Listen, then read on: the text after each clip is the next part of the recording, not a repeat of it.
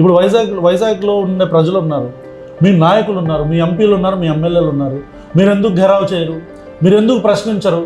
మీ దగ్గర ఉన్న ఒక అమూల్యమైన సంపద ఏదైతే ఉందో దాన్ని లూటీ చేద్దాం, దాన్ని కార్పొరేట్ కంపెనీలకి అప్పనంగా కట్టబెడదాం, నరేంద్ర మోదీ తొత్తులకి కట్టబెడదాం అని చెప్పని అనుకుంటుంటే మీరు ఎందుకు ప్రశ్నించలేకపోతున్నారు?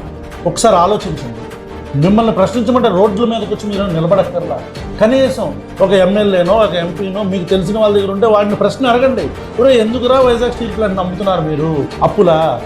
ఇంట్రెస్ట్లు ఎందుకు వేవ్ చేయట్లా? చేయలేమా? మరి కార్పొరేట్ కంపెనీలకు ఎందుకు చేస్తున్నారు? క్యాపిటల్ మైన్స్ ఎందుకు వెళ్ళిపోతున్నారు? లేదు మాకు చిత్తశుద్ధి ఉంది, మేము వైజాగ్ స్టీల్ ప్లాంట్ నమ్మట్లేదు అని అనేవాడైనా బొంకాడు అనుకోండి. నాగనాథ్ స్టీల్ ప్లాంట్కి ఎందుకు మనుషుల్ని పంపించేస్తున్నారు? అసలు కొత్తగా మళ్ళీ వాలంటరీ రిటైర్మెంట్ సిస్టమ్ ఎందుకు తీసుకొచ్చారు?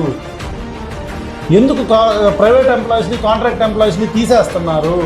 3,000 మంది కాంట్రాక్ట్ ఎంప్లాయీస్ని తీసేయాల్సిన 6,000 మంది కాంట్రాక్ట్ ఎంప్లాయీస్ని తీసేయాల్సిన పని ఎందుకు వచ్చింది? అంటే నువ్వు స్టీల్ ప్లాంట్ నమ్మనప్పుడు ఉద్యోగులను పెంచాలి కానీ తగ్గిస్తారా? చిన్న లాజిక్ ఎందుకు మర్చిపోతున్నాం మనం? ప్రశ్నించండి.